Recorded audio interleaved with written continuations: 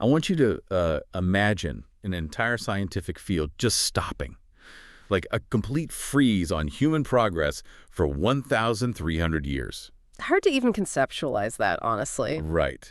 But today, we are tearing into the Wikipedia archives of a man named Galen. Yeah. And, well, he was this undisputed medical genius, surgeon to gladiators, and basically a man with an ego so massive that he accidentally paralyzed medical science for over a millennium. Yeah, quite the resume. Seriously? Yeah.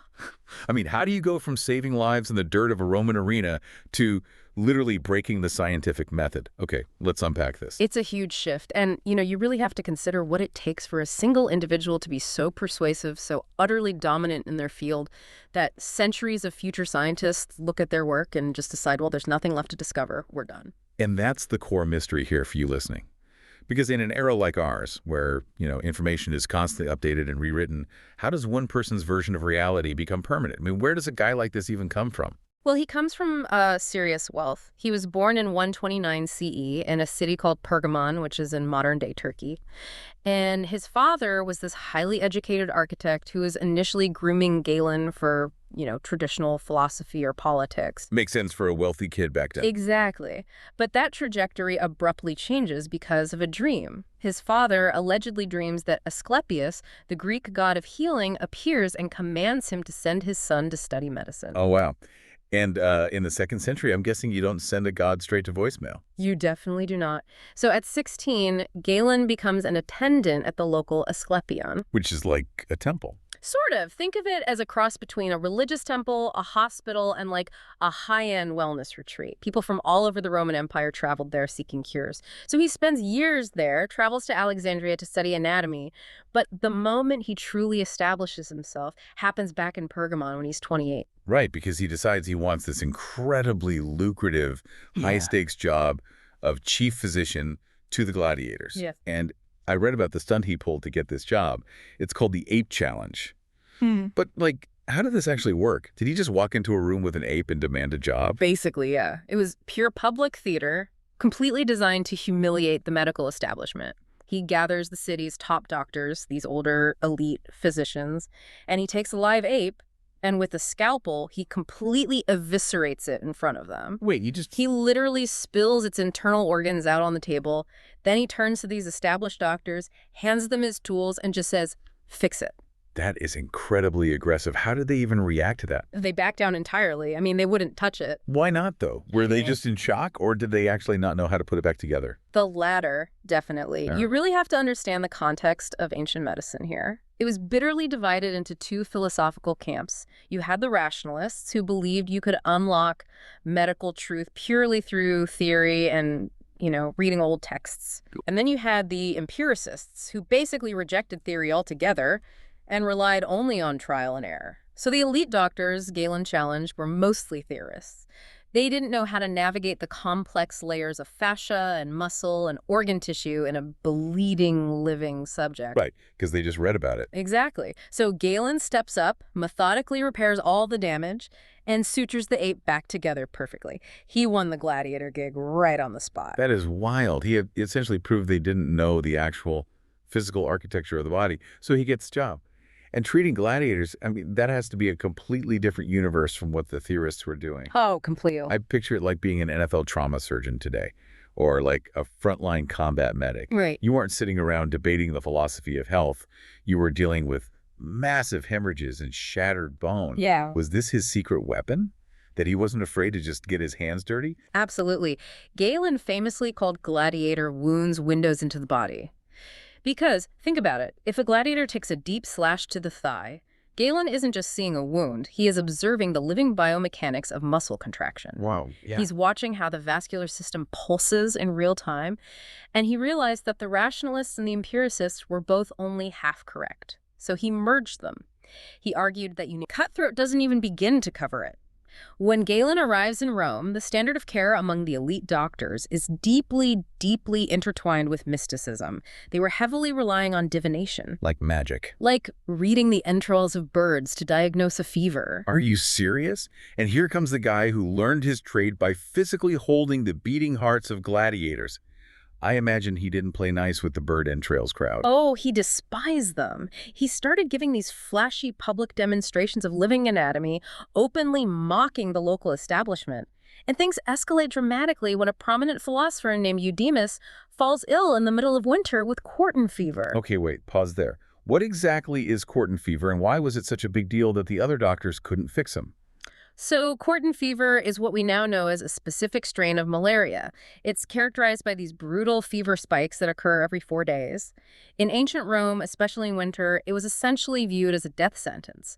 The established doctors had entirely given up on Eudemus. But Galen takes the case. He takes the case, applies his rigorous method of physical observation, tracking the pulse, monitoring the exact timing of the fever spikes, and he cures him. Just like that.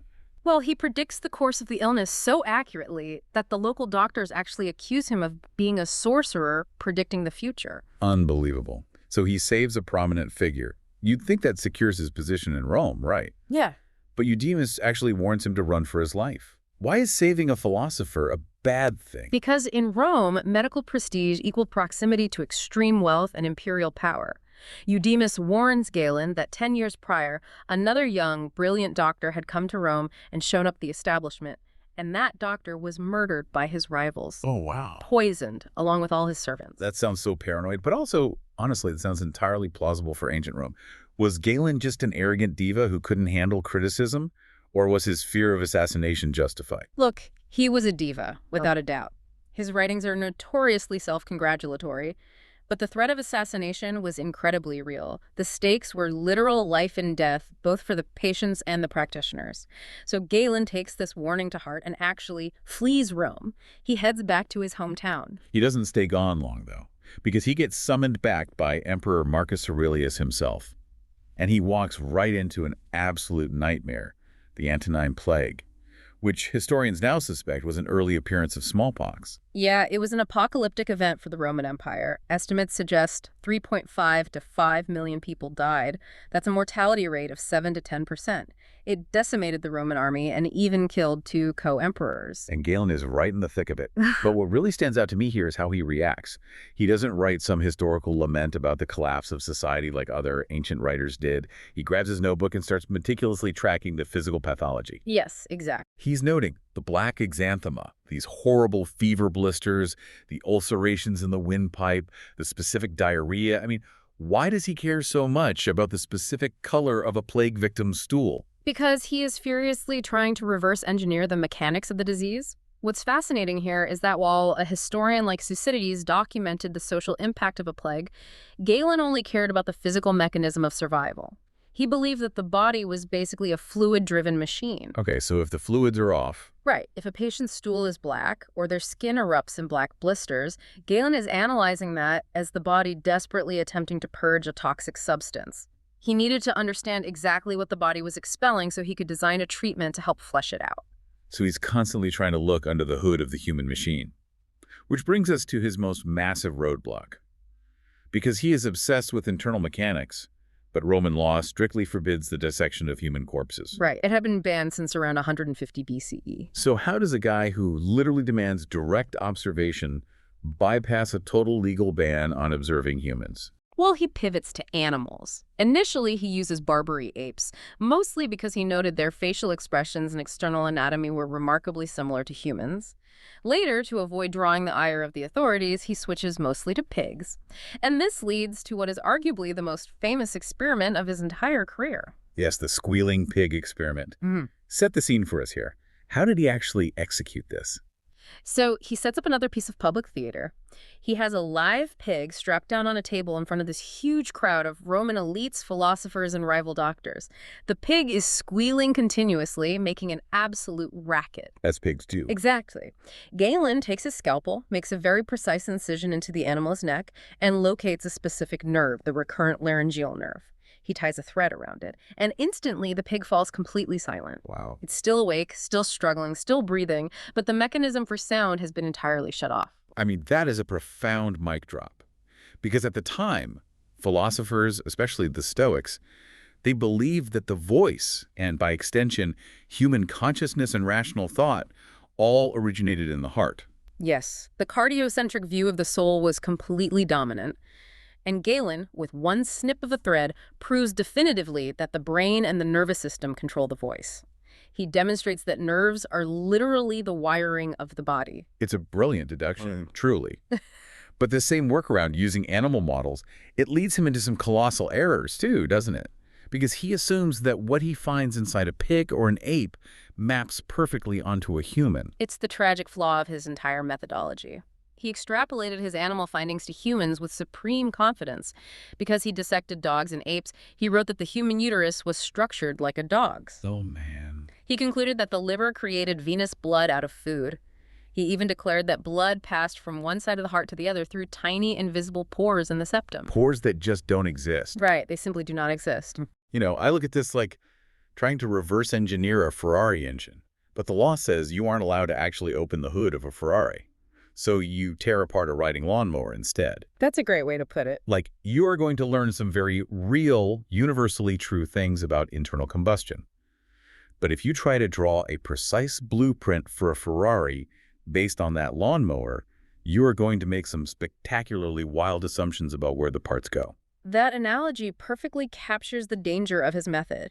He understood the fundamental physics of the engine, but his schematic was entirely warped. Yet, his theories were so comprehensively structured that people just accepted them anyway. He took all of these flawed anatomical observations and synthesized them into the defining medical paradigm of the ancient world, the theory of the four humors. Right, of the humors. So if his internal map is wrong, what did he actually think was making us sick? Like, how do the humors work? So Galen formalized the idea that human health and even human personality were governed by the balance of four bodily fluids: blood, yellow bile, black bile, and phlegm. Sort of like mixing primary colors of paint. Exactly like that.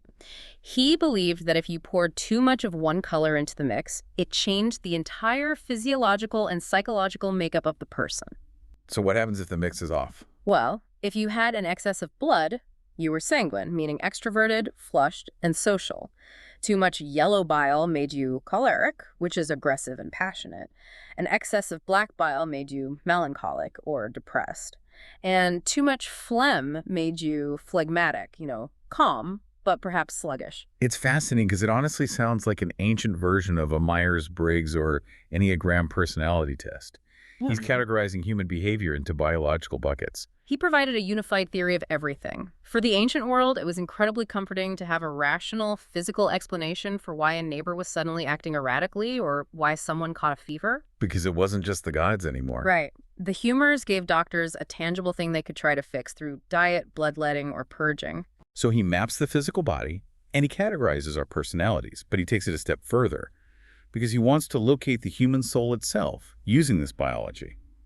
The sources point to a treatise he wrote called "That the Best Physician is Also a Philosopher." How did he bridge that gap? I mean, if we were just plumbing and fluids, where does the soul fit into his mechanical model? Well, Galen rejected the idea of a purely ethereal, floating soul. He adapted ideas from Plato to create a tripartite soul, a soul in three parts, and he anchored each part to a specific organ he had dissected. Which ones? The rational soul, responsible for logic and memory, lived in the brain. The spirited soul, where our passions and anger reside, lived in the heart.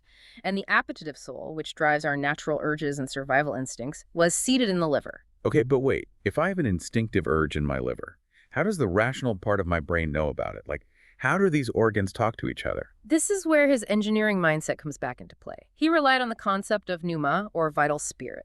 He essentially viewed the nervous system as hydraulic tubes. Hydraulic tubes. Yeah. You breathe in air, the heart turns it into vital spirit, and it travels up to the brain where it is refined into psychic spirit. This pressurized fluid then physically travels down the hollow tubes of the nerves to make muscles move or to transmit desires. So what does this all mean?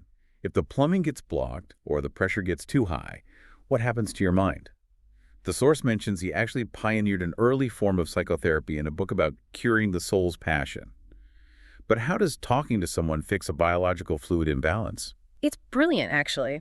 Galen recognized that intense emotional distress, like a secret shame, deep grief, or unvented anger, literally heated up the heart and caused the physical humors to boil over, which manifested as mental instability. So the physical heat causes the mental breakdown. Yes. So his psychotherapy involved an older, wiser male therapist counseling the patient, encouraging them to reveal their deepest secrets. By talking it out and releasing that emotional burden, Galen believed you were physically cooling the heart down and relieving the hydraulic pressure in the nervous system. He's basically saying our mental health is tied to our physical biology. For the 2nd century, isn't that remarkably ahead of his time? If we connect this to the bigger picture, Galen was asserting there is no sharp distinction between the mental and the physical. This materialist view of the mind-body connection was incredibly controversial back then, but it's foundational for modern psychology. So he survives the plague, redefines the soul, maps the body, invents therapy. But the sheer scale of his output has to be addressed, because this is how he locks down the future of science.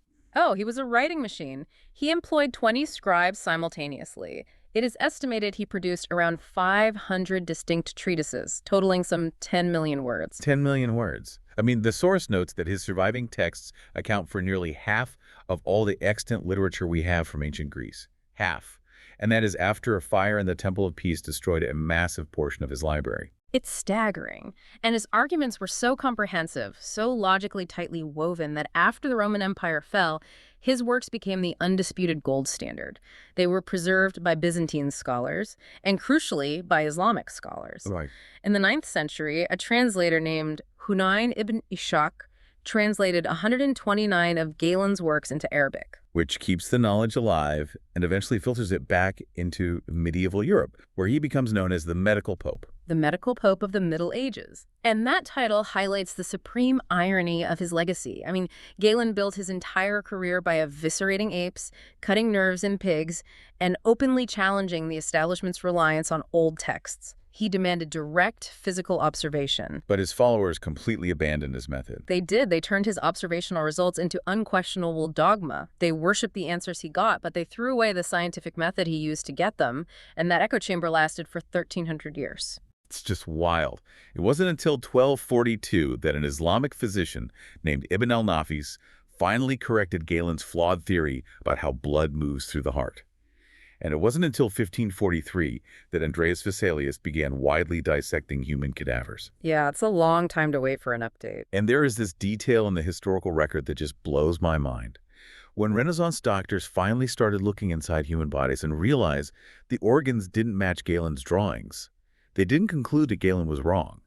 They assumed the human body itself had physically evolved since Galen's time. It is the ultimate manifestation of confirmation bias. The theory was simply too big to fail.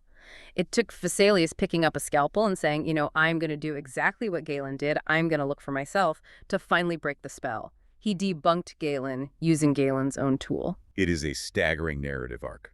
From an arrogant young guy stitching up gladiator muscles in the dirt, proving the brain's power by silencing a pig and tracking the physical horrors of a plague, he attempts to map the human soul to physical plumbing, invents an early form of talk therapy, and writes so convincingly that he becomes a millennium-long roadblock to the very science he helped create. He gave humanity a system that was so complete and so comforting in its certainty that people simply chose to stop looking for the truth. And that is the ultimate takeaway for you listening to this deep dive. Look around at the towering authorities in your own life or your own industry. Are you treating them the way the Middle Ages treated Galen? Are we afraid to look at the raw evidence ourselves simply because someone incredibly eloquent and well-published has already handed us a beautiful blueprint? It is remarkably easy to accept a flawless, beautifully constructed theory over a messy, complicated reality. Vesalius shattered that 1,300-year echo chamber not by burning books, but by returning to direct observation. Which leaves me with this thought for you to chew on. What foundational scientific fact of our modern era, something we all completely accept as absolute, unquestionable truth right now, will someone 1,300 years from now look back on and realize we were just reverse engineering a Ferrari with a lawnmower?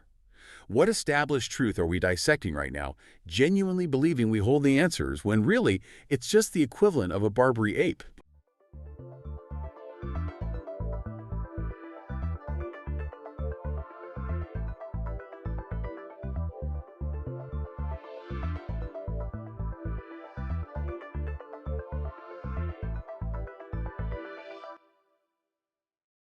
Imagine having blood pressure so violently high that simply bending over to tie your shoes could literally explode your brain. Which is, a terrifying thought. Right. To survive that kind of extreme hydrostatic pressure every single day, you'd need biological engineering so advanced, so mathematically flawless, that human aerospace engineers would eventually have to steal your blueprints. Just to keep astronauts from blacking out in orbit, yeah. Exactly. Welcome to the deep dive. Today, we're looking at the daily reality of a creature you probably think you know everything about: the giraffe. Yeah, it's a creature that really just defies the basic laws of physics and biology at almost every turn. I mean, we all have this ingrained picture book image of, a gentle spotted giant peacefully chewing on acacia leaves. The classic Toys R Us mascot vibe. Exactly. But the actual mechanics required to keep that animal alive for a single afternoon are staggeringly violent. Okay, let's unpack this.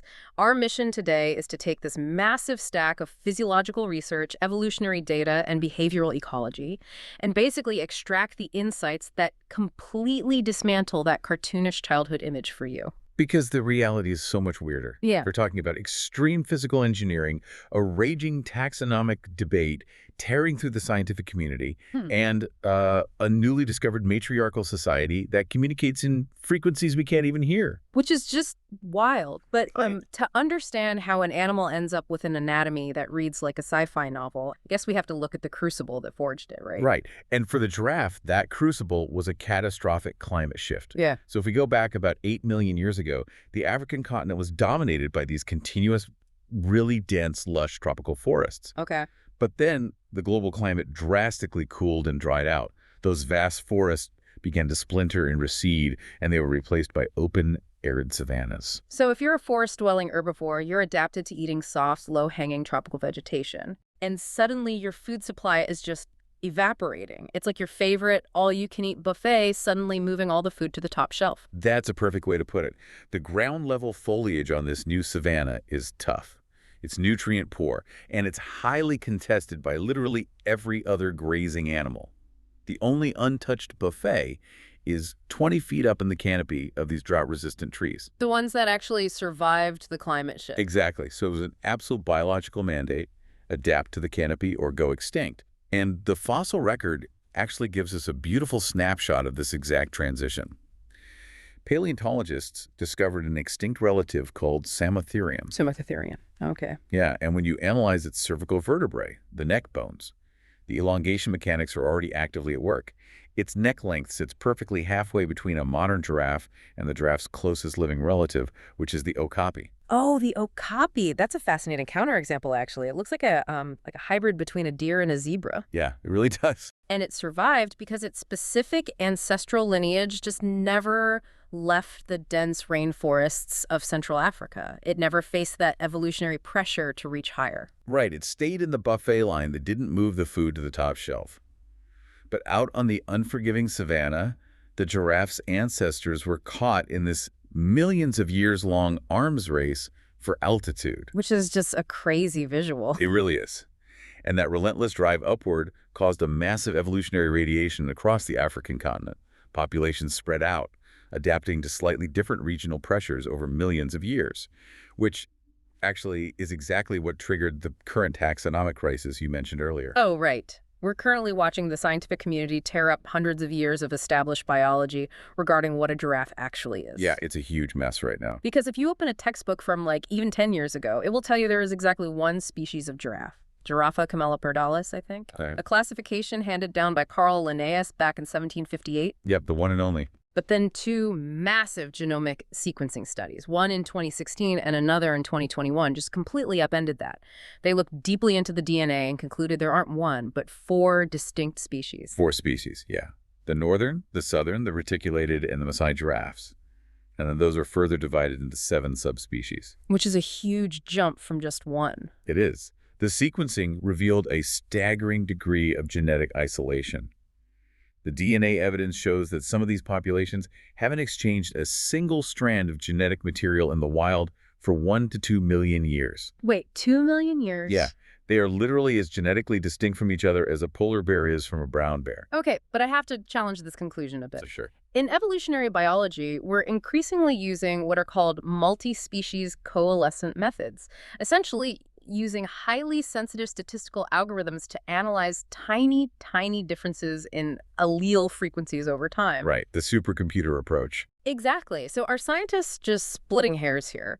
If two giraffes look identical to the naked eye and occupy similar ecological niches, does labeling them as four separate species actually matter, or is it just giving geneticists more papers to publish? No, it's a completely valid critique. Yeah. And oversplitting is a very real danger when you rely purely on these hypersensitive algorithmic models. You run the risk of labeling a localized family group as an entirely new species just because, well, they haven't migrated recently. Right. But if we connect this to the bigger picture, the broader scientific consensus is backing the four-species model because the conservation implications are just dire. How so? Well, think about it. If management authorities operate under the assumption that there are 100,000 individuals of a single giraffe species, the population seems relatively robust, right? Yeah, 100,000 sounds like a lot. But if you accept the genomic reality that these are four distinct evolutionary lineages, the math becomes terrifying. The northern giraffe, for instance, only has a few thousand individuals left. Oh, wow, that changes everything. Exactly. If you manage them as one monolithic group, you risk letting a unique 2-million-year-old genetic lineage quietly vanish entirely. Because you can't enact protective legislation for an animal that the law doesn't formally recognize as existing. Precisely. And keeping these distinct genetic lineages alive is critical because, the end result of that 8-million-year climb to the canopy produced a biological machine that operates right on the razor's edge of physical impossibility. Yeah, let's talk about that biology because it all comes down to hemodynamics, doesn't it? It absolutely does. Yeah. When your brain is suspended 20 feet in the air, gravity isn't just a physical constant anymore. It's an active, relentless enemy trying to drain the blood out of your skull. And to fight that, the giraffe relies on an engine of just massive proportions. I was geeking out over the raw numbers in the research. The heart weighs roughly 25 pounds. 25 pounds. And it measures 2 feet in length. The walls of the left ventricle are nearly 3 inches of solid muscle. It's basically a boulder in their chest. Right. It beats 150 times a minute, generating a blood pressure that is literally double that of a healthy human. It acts like an industrial water pump, violently forcing blood up a 2-meter vertical pipe against the total weight of gravity. But see, solving that upward gravity problem immediately creates a lethal downward gravity problem. Because they have to drink. Exactly. Think of the giraffe as a walking multi-story water tower. When it lowers its head to drink from a watering hole, that 2-meter vertical pipe is suddenly inverted. Yeah. So now you have a 25-pound heart pumping at double human pressure, but gravity is accelerating that blood flow directly toward the brain. By all laws of mammalian physiology, the capillaries in the brain should rupture instantly. The brain should just explode from the rush of blood. Yeah, really should. But the biological solution here is incredible. It's a structure called the retet mirabile, which is Latin for wonderful net. Such a great name for it. It really is. It's this highly complex network of elastic blood vessels situated in the upper neck just below the brain. So when the giraffe drops its head, this vascular net acts like a pressure release baffle. The vessels physically expand to absorb the massive influx of blood volume. They slow the velocity and dissipate the pressure before it can hit the delicate brain tissue. And the really wild thing is the fail-safes work in reverse as well. Oh, when they stand back up. Right. When the giraffe suddenly lifts its head back up, all that blood should instantly rush back down into the torso, which would cause massive hypoxia, and they totally lose consciousness. Just pass out into the watering hole. Exactly. But the jugular veins are equipped with a series of heavy-duty one-way valves. The moment the head rises, these valves snap shut, physically trapping the blood in the upper neck and brain, just long enough for the heart to overcome gravity and resume the upward supply. That is flawless engineering. And the engineering is just as extreme down at ground level, too. Think about the hydrostatic pressure pressing down on a giraffe's lower legs. Oh, it's immense. The sheer weight of that vertical column of fluid should cause the blood to pool in the lower extremities, forcing plasma out of the capillaries and causing severe edema, swelling that would just destroy the tissue. Yeah. And to prevent that, the anatomy relies on extreme mechanical counterpressure. Right. The skin and fascia on the lower legs are composed of this dense, highly interwoven matrix of thick collagen fibers. It is incredibly tight and almost entirely inelastic. It physically restricts the blood vessels from expanding under the massive internal fluid pressure. It's like a biological compression sock. Exactly. And it is so mathematically perfect that aerospace engineers use the exact properties of a giraffe's leg fascia to design the modern G-suit. Which is just crazy to think about. Right. Fighter pilots and astronauts wear these pressurized suits to mechanically squeeze their lower extremities during high G acceleration. It forces the blood back up into the brain to prevent them from passing out. We literally went to space using a biological schematic designed by a savanna herbivore. It really is the ultimate example of biomimicry. But, the entire circulatory system we just described exists solely to support the defining architectural feature of the animal, the neck itself. Right, which introduces a really surprising anatomical quirk. Despite having a neck that can exceed 6 feet in length, a giraffe has the exact same number of cervical vertebrae as a human being. Just 7. 7. Yeah, that constraint is deeply hardwired into mammalian genetics. Yeah. Whether you're a mouse, a human, or a whale, you generally get 7 neck vertebrae. But the giraffe maximizes those 7 bones. Each vertebra is over 11 inches long. And unlike human vertebrae, which are connected by relatively flat, planar joints that limit our range of motion, Right. a giraffe's vertebrae are connected by highly flexible ball and socket joints similar to the human shoulder. So the mechanical structure is clear. But why did it evolve this way?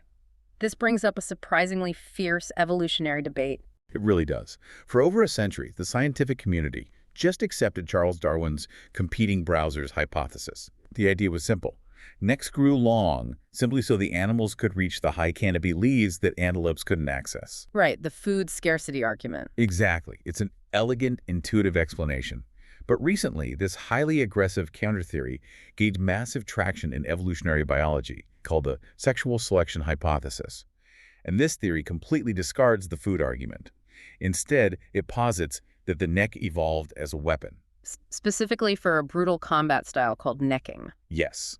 When 2 male giraffes compete for mating rights, they stand side by side, spread their legs for stability, and basically use their massive necks as giant pendulums to swing their heavily reinforced skulls into the ribs and flanks of their opponent. Ouch. Yeah, the physics of a 2-meter pendulum carrying a dense bone mass at the end generates devastating kinetic energy. These blows regularly shatter jaws, cave in ribs, and frequently result in the death of the loser. Wait, so is it about getting food or getting a date? Well, the sexual selection theory argued that males who randomly mutated slightly longer, thicker necks won more of these gladiator matches, monopolized the females, and passed on the long neck genetics. It framed the entire species architecture around male violence. Which makes a kind of grim sense. It does. What's fascinating here is a massive paradigm shift that just occurred in 2024. A comprehensive new study analyzed the detailed body proportions of hundreds of individuals across different species.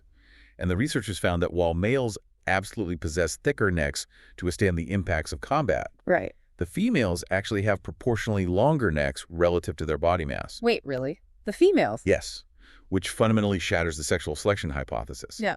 Because if the neck length was driven primarily by male combat, the males should have the longest necks. That makes total sense. So why do females have the longer necks? Because female giraffes spend the vast majority of their adult lives either pregnant, with a gestation period of over 400 days, by the way, Wow, over a year. or actively lactating.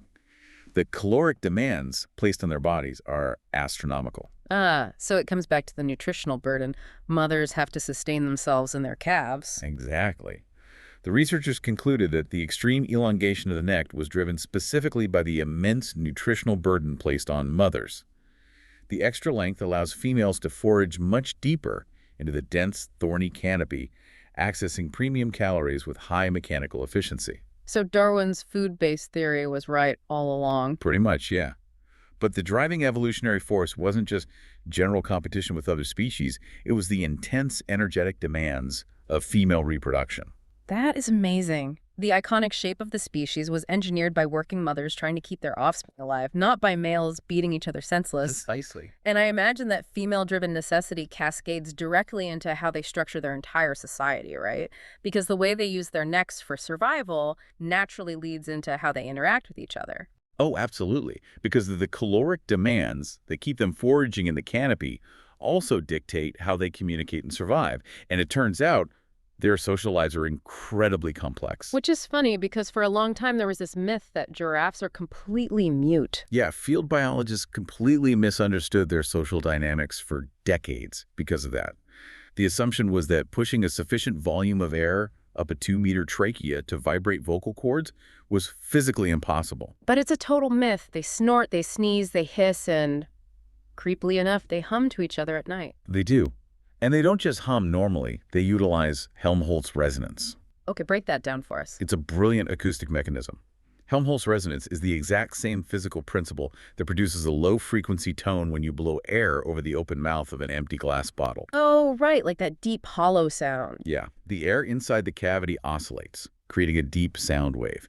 The giraffe essentially uses its massive, rigid trachea as a giant resonating bottle. By manipulating airflow through that huge cavity, they produce infrasound. Which is so low that human ears can't even detect it. Right. It allows them to communicate across vast distances in the dark without alerting predators like lions or hyenas, whose hearing is tuned to much higher frequencies. That is so smart. And that covert communication network is totally necessary because their social structure is highly complex. Ecologists describe it as a fission fusion society. Yeah, it's a great term. It makes me think of a complex high school cafeteria dynamic. You have a broad community of hundreds of individuals occupying a general region, but they constantly break off into small, temporary cliques of 4 or 5 based on immediate needs, like seeking out a specific water source or navigating a dense thicket. And then they just dissolve and form entirely new groupings the next day. They do, but within that constant fluidity, the females form highly selective, long-term matrilineal bonds. They choose their associates carefully, often based on kinship. And this isn't just casual socializing. It is a measurable survival metric. Wait, really? Their friendships keep them alive? Yes. Extensive field studies demonstrate a direct statistical correlation between an adult female's survival rate and the density of her social network. The more established connections she maintains within that fission-fusion dynamic, the longer she lives. Wow. So the females are building these deeply rooted, life-saving support networks. Exactly. The males, on the other hand, operate on a slightly different wavelength. Their behavior is largely driven by reproductive opportunity, which leads to some incredible physiological workarounds. Yeah, some really bizarre behaviors here. Very bizarre. To determine if a female in the herd is fertile, the male utilizes what's called the Fleeman response. He will literally ingest the female's urine, pulling the fluid over a specialized cluster of sensory cells located in the roof of his mouth called the vomeronasal organ. Okay, gross but fascinating. Right. This organ bypasses the standard olfactory system entirely and directly processes the pheromones and estrus hormones present in the urine. It gives the male an instantaneous, chemically precise reading of her reproductive status. And the social dynamics following male interactions are equally wild. After 2 males spend half an hour engaged in a brutal necking duel to establish dominance, the violence almost immediately transitions into intense same-sex affection. It's true. Observational studies note that up to 94% of mounting incidents occur between males, typically directly following a fight. Yeah, it appears to be a complex physical mechanism for de-escalating tension and re-establishing a peaceful social hierarchy. It's like, we fought, now we're bros again. Basically, the entire social fabric requires constant maintenance and immense environmental awareness. But that exact same extreme circulatory system we discussed earlier, the high blood pressure, the rigid leg fascia, becomes a massive, deadly liability when the animal has to sleep. Because transitioning a 2,000-pound animal with a 6-foot neck from the ground back to a standing position takes several awkward, highly unbalanced seconds. Right. And out in the African bush, those seconds are the exact window a lion needs to execute a fatal strike. So because of this mechanical vulnerability, giraffes sleep a maximum of 4.6 hours a day. And rarely continuously. They engage in short bursts of slow-wave sleep while standing perfectly upright. They only risk lying down when they absolutely need to enter deep REM sleep. And even then, they have to contort themselves. To maintain balance and protect the neck while on the ground, they twist their cervical spine completely backward, resting their massive skull directly on their own hip. Yeah, they turn themselves into an asymmetrical pretzel just to achieve a few minutes of REM sleep without dying. Here's where it gets really interesting, though.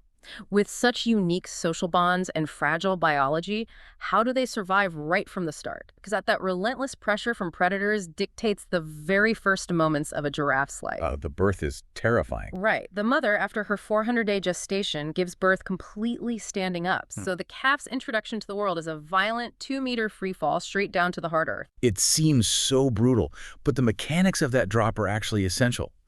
The impact violently bursts the amniotic sac and applies the necessary kinetic force to snap the thick umbilical cord. It basically shocks the calf's respiratory system into drawing its first breath. Wow. And within an hour, that calf has to be standing, walking, and ready to run.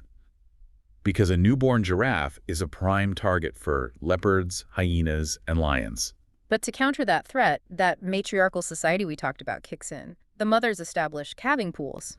Basically nursery herds. Right. Rather than every mother trying to protect her calf individually while foraging, 1 or 2 females will stand guard over a collective nursery of calves. This allows the other mothers the freedom to travel further for the massive caloric intake they need to produce milk. It's a beautiful symbiosis, and this vigilant system is so effective that other species actually hijack it. Well, Zebras and wildebeests.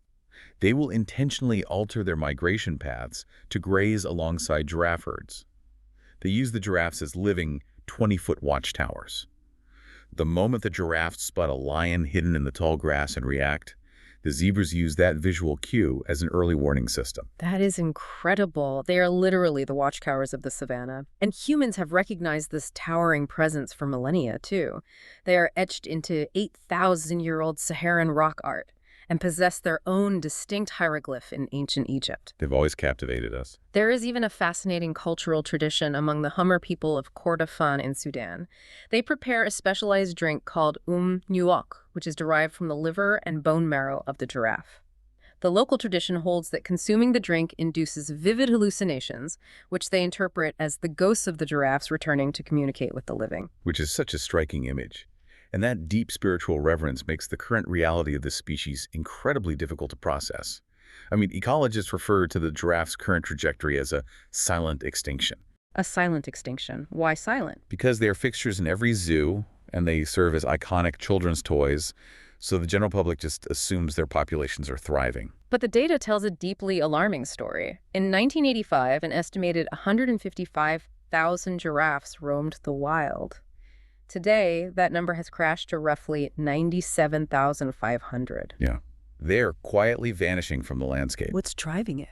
The primary drivers are severe habitat fragmentation, as agricultural expansion carves up their continuous ranges, the illegal bushmeat trade, and of course, the accelerating impacts of climate change.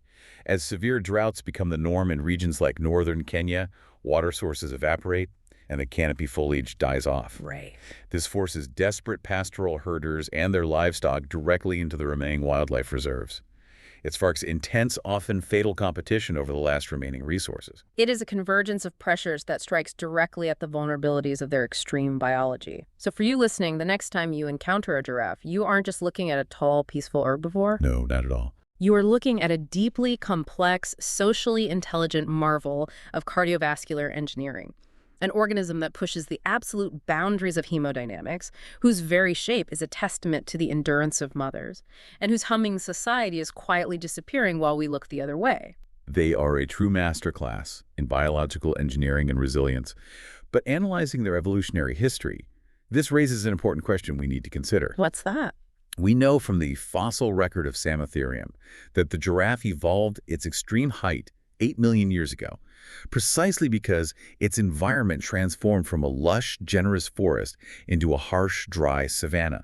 They conquered that climate shift through spectacular extreme anatomical adaptation. Right. But now, as human-driven climate change rapidly transforms their habitats once again, introducing unprecedented droughts and resource collapse, will the giraffe's highly specialized, fragile cardiovascular system allow it to adapt to this new era? Or has this biological marvel finally painted itself into an evolutionary corner? Man, it is a heavy, essential question that demands our attention. Thank you so much for joining us on this deep dive. Keep questioning the mechanics of the world around you, and we'll see you next time.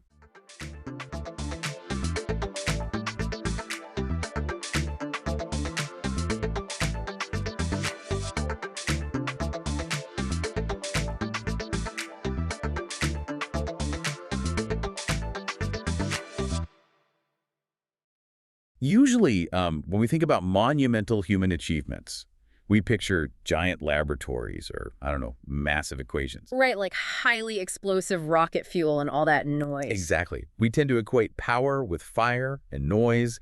It's loud and it's super visible. But then you look at one of the most transformative technologies in human history, the thing that literally connected the continents. And built global empires. Yeah, and it's completely silent. I mean, it runs entirely on invisible force. It's wild to think about. You step outside, a gust of wind hits you, and somehow our ancestors figured out how to turn that mild environmental phenomenon into a massive global transportation network. Which is exactly why today we're jumping into a huge stack of sources for this deep dive. We've got a comprehensive overview detailing the history, the evolution, and honestly, the genuinely mind-bending physics of sailing. Because the goal here is to really explore how humanity learned to harness wind propulsion to conquer the globe, Right. and how a critical survival technology eventually morphed into the high-performance sport we see today. We're tracking a journey from ancient Egyptian rivers all the way to the counterintuitive physics of aerodynamic wings that operate completely underwater. But before we can understand the mechanics of modern racing boats, the ones that are practically flying above the water, we really have to look back at how early humans first cracked the code of wind propulsion. Which didn't happen all at once, right? Exactly.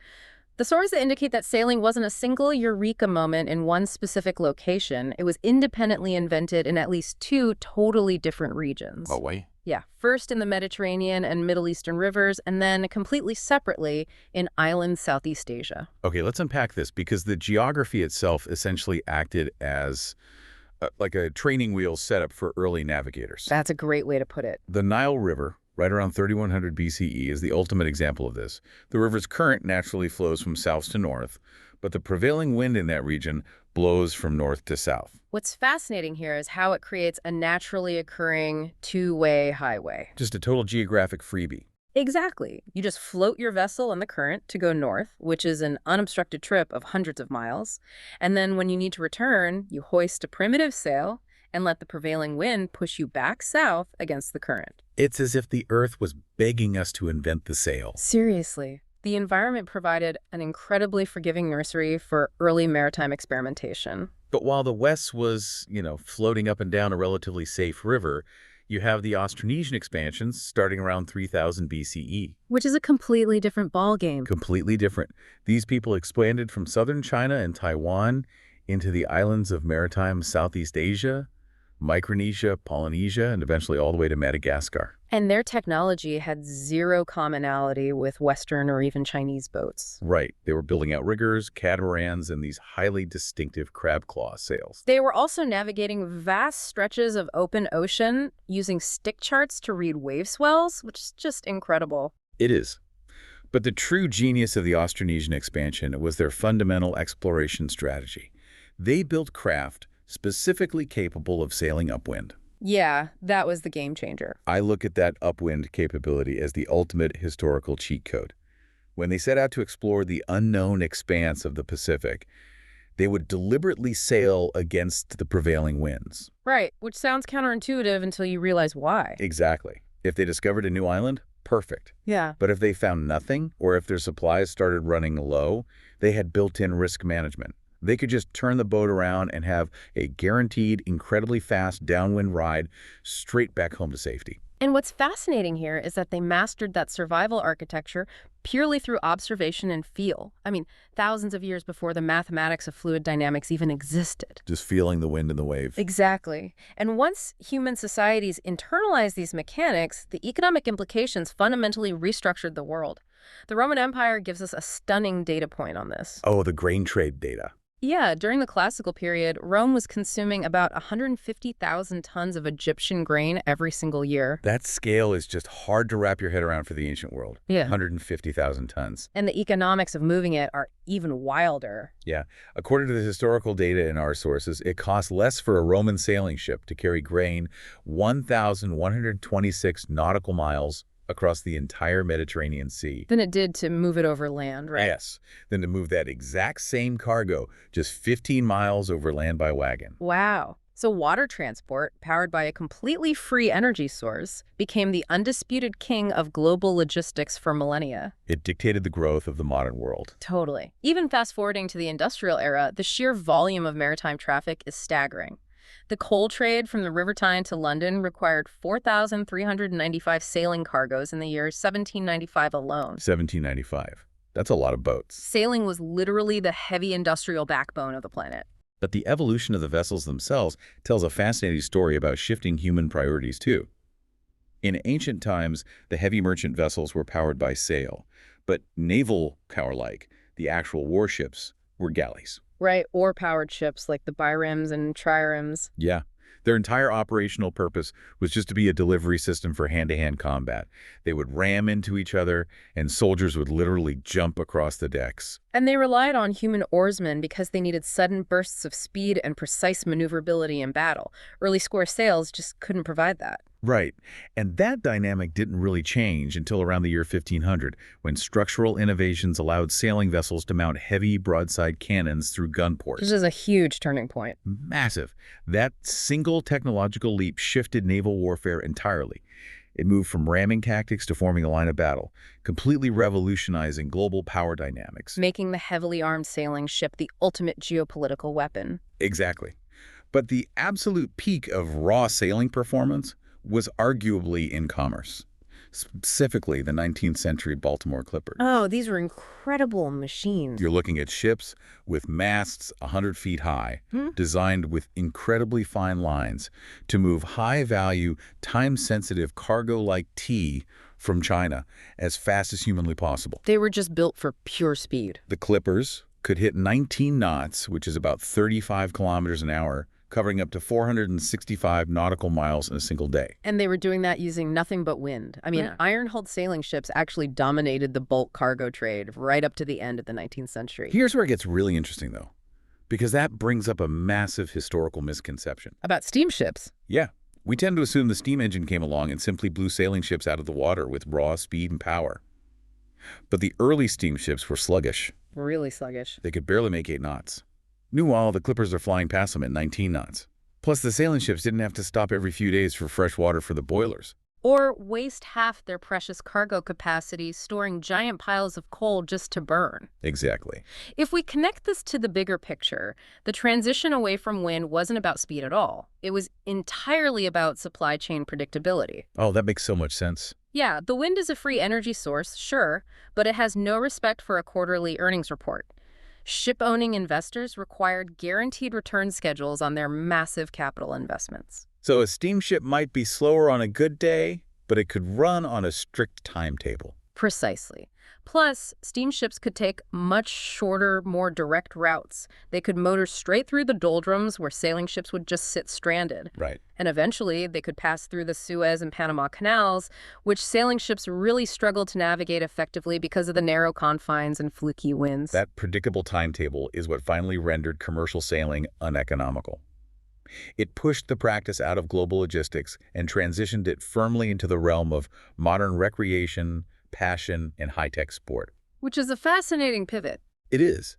Because now that sailing is freed from the constraints of hauling heavy cargo, the boats are faster and aerodynamically cleaner than anything the ancient world could have dreamed of. Oh, absolutely. But for anyone standing on the shore watching a modern boat slice through the water, the actual mechanics of how they move are deeply counterintuitive, especially when the wind isn't pushing them from behind. Yeah, the physics of the modern sail operate in two fundamentally different modes. What aerodynamicists call parachute mode and wing mode. Okay, so parachute mode is the intuitive one.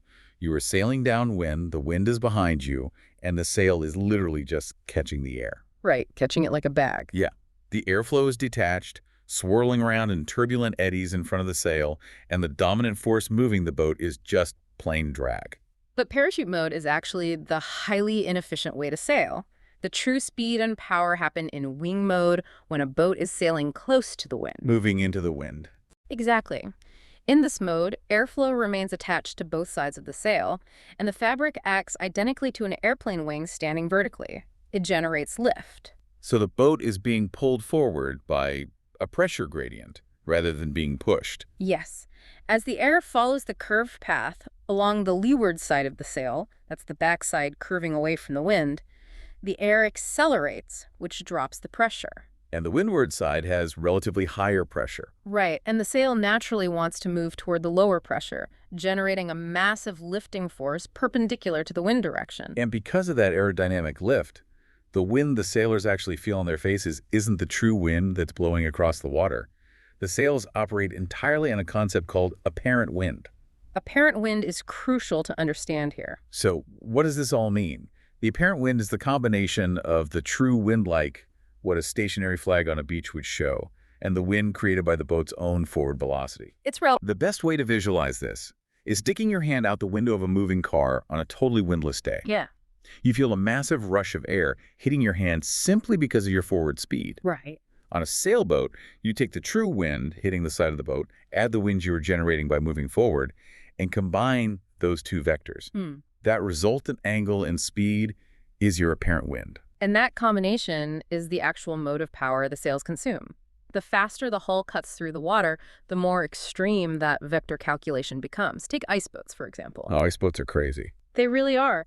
Because they run on skate runners over pure ice, they experience virtually zero forward hydrodynamic resistance. So they accelerate so rapidly that their own forward velocity completely dwarfs the true wind speed. Exactly. Because they're creating so much of their own wind, their apparent wind shifts drastically forward. It's almost always coming from the very front of the ice boat, regardless of which way the true wind is blowing across the lake. Which means, because of that forward apparent wind, their sails have to be sheeted in tightly, like pulled securely to the center line of the boat on almost every single point of sail. Just to maintain that narrow, wing-like angle of attack. They're moving so fast they essentially drag the wind around to the nose of the vehicle. It's amazing. And traditional sailboats on the water are chasing this exact same aerodynamic efficiency. They use multiple sails to optimize the lift, typically a jab in the front and a mainsail in the back. But wait, putting a second sail right in front of the mainsail seems like it would just block the wind. It seems like it would, right? But it actually creates a highly engineered interaction known as the slot effect. The jab doesn't block the air. It funnels and accelerates high-speed air straight into the leeward, low-pressure side of the mainsail. So it's injecting kinetic energy into the boundary layer of the mainsail. Exactly. By speeding up the air traveling over the back of the mainsail, the slot effect prevents the airflow from detaching and stalling. Yeah, it flattens out the pressure gradient, allowing the mainsail to operate at a much higher angle of attack without losing its lift. It's a beautifully tuned aerodynamic system that has to survive in a pretty chaotic environment. Take wind shear, for instance. Right, because the friction of the water's surface physically drags on the air, slowing it down. Yes. So a breeze that feels like 10 knots to a crew member sitting on the deck might be blowing at 15 knots at the top of a tall mast. Exactly. The higher you go up the mast, the stronger the true wind becomes. And because the true wind is stronger up high, but the boat's forward speed remains constant, the apparent wind vector changes. It changes at different heights. Yeah, the apparent wind angle actually shifts further aft toward the back of the boat, the higher up the sail you measure it. That's wild. The wind is literally hitting the bottom of the sail from an entirely different angle than it's hitting the top of the sail. Which means sailors have to physically induce a twist into the shape of the sail, letting the top section fall away slightly to keep the airflow perfectly attached from the deck all the way to the top of the mast. Add to that the fact that atmospheric physics dictate wind gusts are routinely 1.5 times stronger than the prevailing wind. You are constantly trimming a giant fabric wing that is generating massive amounts of lateral lift while getting slammed by unpredictable gusts. Which brings us to the crucial transition from aerodynamics in the sky down to hydrodynamics in the water. The real balancing act. Right, because if that sail is generating all its lift essentially perpendicular to the wind, pulling the boat sideways, why doesn't the boat just slide laterally across the ocean or immediately flip over? Well, the hull has to aggressively fight back. First, there is a fundamental limitation. Conventional sailing craft cannot sail directly into the wind. Right, the no-go zone. Yeah, usually an arc of about 45 degrees on either side of the true wind direction, where the sails simply flap and cannot generate an effective angle of attack. So to get to a destination directly upwind, you have to zigzag. You sail 45 degrees to the right, then tack the boat, And sail 45 degrees to the left. Precisely. But during all of this, when the sail is violently pulling the boat to the side, the underwater appendages do the real heavy lifting. The keel, the centerboard, or the daggerboard. Yes. And these aren't just heavy pendulums dragging in the water to keep the boat upright. They are highly engineered underwater wings. It's basically an airplane wing turned vertically in the water, generating horizontal lift. Exactly. Just as the sail presents an angle of attack to the wind in the sky to generate aerodynamic lift, the keel presents a slight angle of attack, usually just a few degrees of slip to the water passing by. And because water is so dense, the fluid dynamics of the water flowing over the keel generate a powerful hydrodynamic lift that directly opposes the sideways pulling force of the sail. You have a force high up in the air pushing left and a force deep in the water pushing right. They cancel out the lateral movement, leaving forward momentum as the only available avenue for all that energy to escape. But those two massively opposing forces, separated by the height of the mast and the depth of the keel, create a massive rotational force, a healing moment. The boat is desperate to lean over and capsize. Yeah, you see these racing yachts tipped over at terrifying angles. They stay upright through a combination of ballast and form stability. The keel is packed with thousands of pounds of heavy lead ballast at the very bottom. So it's basically a lever. Right. The further the boat heels over, the more rotational leverage that lead weight has to pull the mast back upright. Alternatively, you have catamarans, which rely entirely on form stability, a massively wide stance on two hulls rather than a heavy lead weight to resist the rotational force of the sails. Okay, I have to ask about a critical bottleneck in all this physics, though. Go for it. If the sail is your engine generating lift in the air, and the keel is generating opposite lift in the water, what is actually stopping a boat from accelerating infinitely? Like if you take a standard 30-foot boat and bolt a 100-foot mast and sail onto it, why doesn't it just tear through the water at 40 knots? This raises an important question, and it runs directly into the brutal physics of the hull speed limit. It's full speed. Oh, okay. When a standard displacement hull moves through the ocean, it has to physically displace the water out of its way, which creates a bow wave. As the boat accelerates, the wavelength of that bow wave stretches out and gets longer. So the distance between the crest at the front of the boat and the crest at the back of the boat gets wider. Exactly. And eventually, the wavelength of that bow wave perfectly matches the waterline length of the boat itself. Okay, and what happens then? At this exact velocity, the boat becomes trapped in a trough of its own making. The bow is riding up the back of the front wave, and the stern is sinking into the trough. So if a massive gust of wind hits you right at that moment, injecting huge amounts of energy into the sails, you don't actually accelerate. Nope. The wave doesn't move forward faster, it just gets steeper. The boat is literally forced to try and climb uphill over its own bow wave. That sounds exhausting. It is. It requires an astronomical, exponential increase in power just to gain a fraction of a knot in speed. You aren't going faster, you're just pushing a larger, steeper wall of water through the ocean. You're burning all that aerodynamic energy just to churn water. Unless you figure out how to cheat the system. Yeah. Which is exactly what modern planing and foiling boats do. Right, the ones that fly. Yeah, they are engineered with flat bottoms or underwater hydrofoils to physically lift the hull completely out of the water. They skim over the top of their own bow wave, completely bypassing the hull speed limit and decoupling from the drag of the water. Wow.